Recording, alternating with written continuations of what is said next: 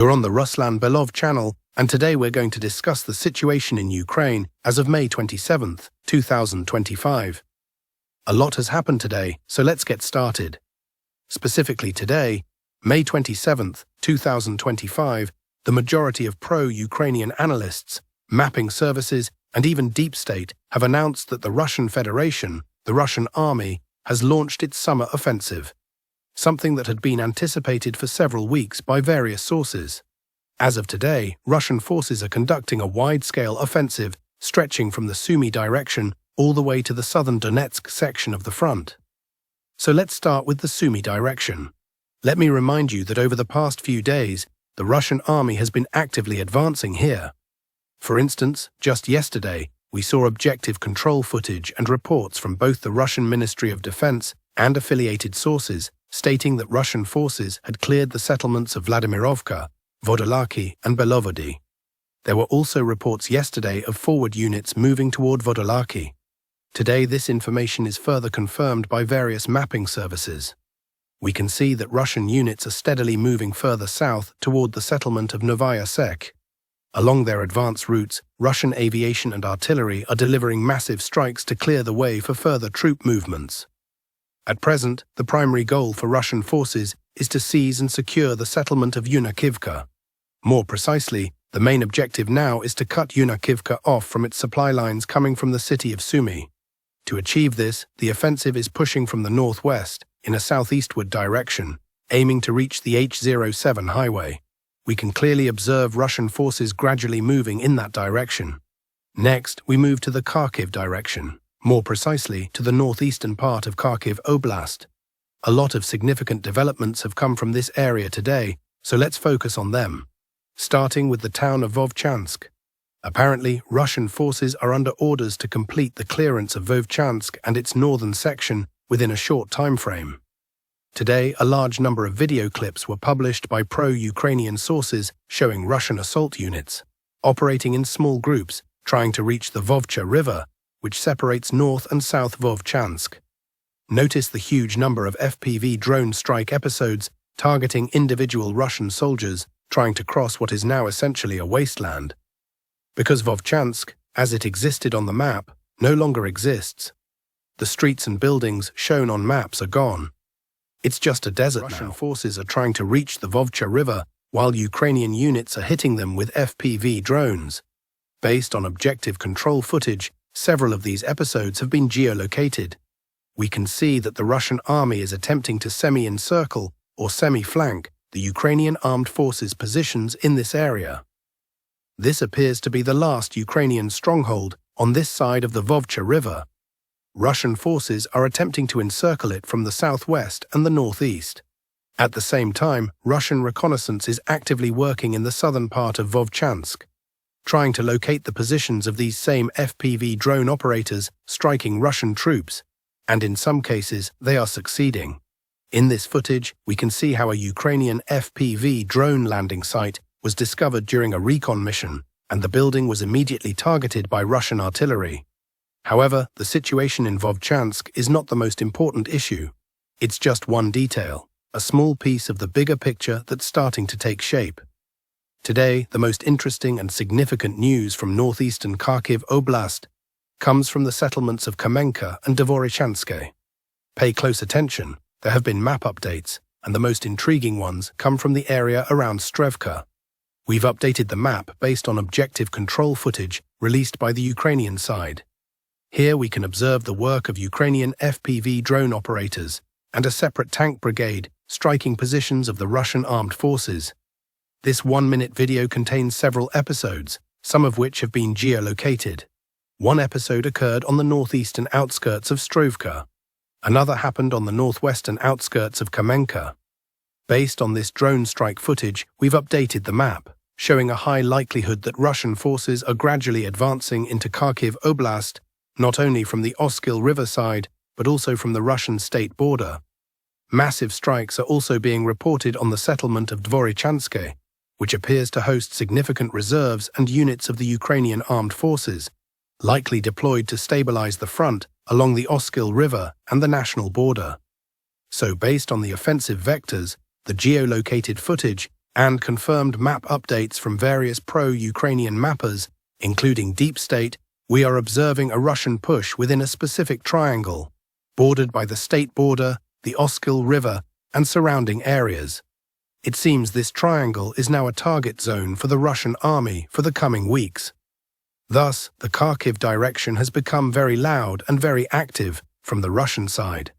If we look at the situation strategically, the main objective for Russian forces is to encircle and take control of this pocket, bounded by the Russian-Ukrainian state border from the northeast and northwest, the Pechenihy Reservoir, the Oskil River to the southeast, and the road between Chuhuiv and Kupiansk. This pocket is the initial operational goal for Russian troops. How quickly and effectively Russian forces can secure this area will determine whether they will push further south toward Izium and also toward Chuhuiv and Kharkiv from the southeast. According to pro-Ukrainian sources, this is also the direction from which Russia's summer offensive has begun. Next, we head south to the Kupiansk direction, toward the Lyman section of the front. As you can see, over the past 24 hours, the map has changed significantly following a long operational pause that lasted several weeks. In the area of the settlement of Rydkudub, a turning point seems to have occurred, and the Russian army has resumed its offensive, improving its positions along the entire front line from the settlement of Kharkivka to Kolodyazy and Zelenaya Dolina. Let's go over everything step by step, starting with Kharkivka. Today, pro-Russian channels are publishing these objective control footage showing Russian assault units clearing yet another Ukrainian armed forces strongpoint in this small forested area. Based on this footage, map updates are being made. We can see that Russian units are gradually closing the distance to the nearby settlement. In the near future, fighting is expected to begin on this part of the front line as well. At the same time, Russian artillery is working on tree lines and wooded areas between Grekovka and Novovodyannoye. An escalation of combat is expected in this direction as well, aiming to deliver a flanking blow to Grekovka. Slightly to the southwest, updated maps from various cartographers are showing further Russian advances toward the village of Novi Mir, both from the southeast and east. Ahead of Novi Mir lies a dense and fortified network of Ukrainian defensive positions. A rapid breakthrough should not be expected here. It's likely that heavy fighting will continue for some time. However, these battles may be intended as a diversion, because the main pressure is currently coming from the west, from the direction of Katerinovka toward the village of Rydkudub, where battles have been ongoing for the past 2 or 3 weeks. Today, the first objective control footage appeared confirming the presence of Russian forces at farms located south of Rydkudub. We won't show this footage here as it contains violent scenes. Meanwhile, some sources confirm that Russian forces have advanced south of Rydkudub, toward the small road that connects Rydkudub and Karpovka. This is essentially the only road the Ukrainian armed forces can use to supply their grouping in Rydkudub. We're also seeing drone and artillery footage of Russian aviation, artillery and FPV drones operating in this area. To sum up everything we've just discussed, there is a high probability that Rydkudub only has a few days left before Ukrainian forces withdraw. It appears they will retreat northwest toward the village of Glushenkovo. At the same time, Russian troops are gradually shifting their offensive from the west to the southwest, aiming to bypass the settlements of Zelenaya Dolina from the north and Kolodyazy from the north and northwest. If the Russian army maintains its current pace, Ukrainian forces will soon be forced to retreat from both Zelenaya Dolina and Kolodyazy, toward Shandrigolova and, in Kolodyazy's case, toward Stavki. This is how the offensive here is developing, and the tempo is actually quite high. We expect further map updates in the coming days. Now we move on to the Siversk sector of the front, where fighting continues for Grigorovka. At the moment, Russian artillery and FPV drones are striking forest belts and wooded areas west of the village, where Ukrainian ammunition depots, temporary positions, or logistical hubs may be located. For 3 or 4 weeks now, Russian forces have been striking the perimeter of Grigorovka without entering the settlement itself. This approach is expected to continue for several more days. Next, we move to Verkhnekamenskoye. A few days ago, objective control footage confirmed the presence of Russian forces in the village, and most of the settlement has been updated in favor of Russia on the map. Some buildings remain in the grey zone, but there's little doubt that most of Verkhnekamenskoye is under firm Russian control. Over the past few days, Ukrainian forces have attempted to regain control over the western part of the village, attacking from Novosilovka. However, sources report that all these attacks were repelled and that Russian forces have maintained their position in this strategically important village. Now we move to the most important and most interesting sector of the front, the Kostiantynivka direction. Before we begin, it's worth highlighting an interesting publication circulating in Western media and among analysts today. According to open-source data, the Ukrainian armed forces have redeployed units from the 44th Mechanized Brigade, the 82nd Brigade, and the 36th Brigade to the Kostiantynivka axis. If we track the history of these brigades, the 44th, the 36th, we can see that all of them were recently deployed in the Kursk direction, participating in battles in the Sudzha district and in the early stages of defensive operations around the village of Yunakivka. The 36th Brigade was reportedly stationed around Lokhnya Basovka, and the 82nd Brigade took part in the offensive on Demidovka. Now, all of them have been shifted from the Sumy axis to the Kostiantynivka front. This redeployment might have been a key factor in the Russian command's decision to resume offensive operations near Sumy. Clearly, there is now a noticeable shortage of manpower. All available reserves are being sent to Kostiantynivka in an attempt to stabilize the front line. So far, the Ukrainian army has not been able to achieve this. The offensive here is unfolding across multiple areas.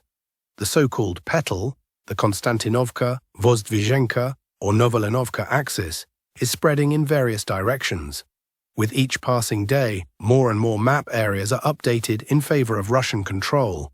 One settlement after another is falling into Russian hands. One stronghold after another is being taken by Russian forces. Let's start with the southernmost part of the Klebenbik pocket. Today, the Russian Ministry of Defense reported that the village of Staraya Nikolaevka has been fully cleared by Russian forces. Later, objective control footage was published as well. In this footage, we can see Russian soldiers raising flags on a recognizable building. Based on the video, objective control data, and posts from both pro-Ukrainian and pro-Russian sources, the area around Staraya Nikolaevka and southeastward toward Alexandropol, Valentinovka, Novokalinovo, and Arkhangelskoye has been fully updated on the map. The area around Gnatovka has not been updated yet, due to lack of verified information about its current status. Some cartographers had already marked Hanativka as under the control of the Russian armed forces several days ago. We're not rushing to do the same just yet, because we expect the Ministry of Defense to officially announce the clearing of this village in the near future. By the time you watch this video, the Ministry of Defense or affiliated sources may have already published footage confirming this, possibly showing another Russian soldier raising a Russian flag in the area. For now, we still mark the western part of this pocket as a grey zone, although Ukrainian units appear to have already withdrawn. As for Ukrainian forces, the Ukrainian army is currently focused on holding the neck of this salient. There are still Ukrainian units trapped inside the pocket who are trying to escape in small groups, daily, hourly, and possibly even by the minute, moving north through fields and strongpoints. These retreating formations are being targeted by artillery, drone strikes, and other firepower. Interestingly, some pro-Russian cartographers have already marked the entire pocket as being under Russian control, suggesting that the pocket was completely eliminated today, May 27, 2025. We'll wait for additional confirmation. Likely tomorrow or the day after, the Ministry of Defense will officially verify this information. As of now, 2 villages remain unconfirmed: Hanativka, which is entirely in the grey zone, and Zarya, which is partially under Ukrainian control, though this is due to the absence of objective footage that would indicate otherwise. We now move to the N32 highway area, which has seen a significant flow of updates. To begin with, some cartographers have expanded Russian positions north of the N32, toward Poltavka, Rusiniv Yar, and Popov Yar. However, the most notable adjustment has been in the western part of Yablunivka and also near Oleksandra Kalinove. Just yesterday, most maps showed a different front line in this area. Today, we have the first reports that Russian troops have entered western Yablunivka and are gradually advancing eastward. This hasn't been independently confirmed yet. But if true, it marks the start of battles for two critical settlements south of Kostiantynivka. If Ukraine loses control over Yablunivka or Oleksandra Kalinove, or if the Ukrainian army's position deteriorates significantly, this could lead to the collapse of the defensive line southwest of Kostiantynivka, potentially forcing Ukraine to abandon the town with little or no resistance. At the same time, Russian forces are launching offensives with reports of intense fighting around Popov Yar and Poltavka. According to pro-Ukrainian sources, after the first wave of attacks, Russian forces rotated out some units and introduced fresh troops to continue pushing northward, aiming to clear all settlements in this sector: Popov Yar, Poltavka, and Rusiniv Yar. The main objective here is to gain control over these three villages and establish a strong foothold on the western edge of Yablunivka. From these positions, it's increasingly difficult to predict how Ukrainian forces will respond. We are now receiving more and more footage showing Russian forces fully controlling the T-0514 road and the Druzhkivka-Pokrovsk highway using drones. Today, new videos were published showing multiple FPV drone strikes, two of which have been geolocated. One strike occurred near the village of Sofiivka, on the road between Druzhkivka and what's often referred to as Novo-Ekonomichny Myrnohrad. The second strike took place near Petrovka, between Dobropilya and Kramatorsk. These are key supply routes, and while not 100% cut off yet, Russian control in the area is growing. The closer Russian forces push toward Shakova-Vladimirovka and move west from the M32 highway, the more visual confirmations we are likely to receive. Moving further southwest, into the outskirts of the Pokrovsk agglomeration, today's most important footage comes from the western part of the village of Malinivka. Pro-Russian sources published a video showing a small building on the very edge of the settlement's western border, geolocated and visibly flying a likely Russian flag, suggesting the presence of Russian forces. Based on this footage, map adjustments have been made to reflect Russian control over western Malinivka and positions near the village of Mern. Some sources are already reporting that Mern has been fully taken by Russian forces. Currently, based on the footage and open-source information, a clear picture is forming. The Russian army is trying to straighten the front line by capturing a network of strongpoints between Mern, Malinivka, and Yelizavetivka. These positions appear to now be surrounded, or at least under operational encirclement, with little chance of evacuation without heavy loss. It seems increasingly likely that within the next 12 to 24 hours, the Ukrainian army will attempt to break out toward Nikolaivka and Novo-Ekonomichny. However, the situation may mirror what is currently happening in the pocket between Zarya and Stara Nikolaivka. That pocket includes Nova Nikolaivka and Novo-Ekonomichny, where Ukrainian forces are still holding the throat of the encirclement. There may be a narrow escape route through tree lines, but some of these routes are well within range of Russian positions near Myrolubivka and Myrna. An evacuation without losses seems unlikely, and attempts to break out could occur as early as today. Additional reports suggest that Russian forces have reached the outskirts of Shevchenko 1. Beyond that lie Koptyevo and then Novotoretsk, marking one of the supply routes between Druzhkivka and the Pokrovsk region. This information has been confirmed by neutral cartographers, although there is still no video confirmation. Clearly, the general battle is gaining momentum. But this is not yet the finale. It's not even the end of the beginning. This is only the start. And at this very beginning, the initiative clearly belongs to the Russian army. Based on what we know, the Ukrainian side has decided to abandon the Sumy axis and the Tetkino offensive operation, redeploying key units from there to the Pokrovsk and Kostiantynivka fronts. This redeployment triggered a chain of events that allowed the Russian offensive toward the city of Sumy to begin. How Ukraine plans to stabilize the situation near Sumy remains unclear. Meanwhile, the Kharkiv region continues to see escalations, as does the area around Lyman. Next, we move to the southern Donetsk front, where activity remains high and geolocation data is abundant. The Russian army has launched a broad offensive here, though in truth it never fully stopped. The only major difference from previous days is the increased use of drones, aviation, and artillery. One notable piece of footage comes from the Novokranka-Alexievka area. A Russian source published a video claiming that leaflets were dropped over Novokranka.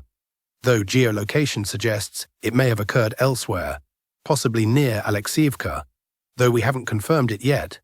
Regardless, information suggests preparations are underway for an assault on Alexievka, Zeleny Kut, and Novukranka.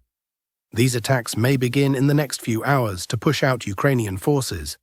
At the same time, Ukrainian forces have reportedly launched a series of counterattacks from Novopavlivka toward Horokov and Troitske, likely in an attempt to hold ground and prevent their units in Alexievka, Zeleny Kut, and Novukranka from being fully encircled. Their goal is to maintain an escape corridor, most likely through the fields toward the northwest, as retreating south no longer appears viable. Finally, reports have emerged of Russian advances along the Mokry Yali River. Some cartographers have already marked gains near the village of Fedorivka. According to the latest map updates, Fedorivka is now semi-encircled and an assault on the village may begin soon. And that's all for today, dear friends. Thank you for watching. Don't forget to subscribe to the channel, leave a like and take care.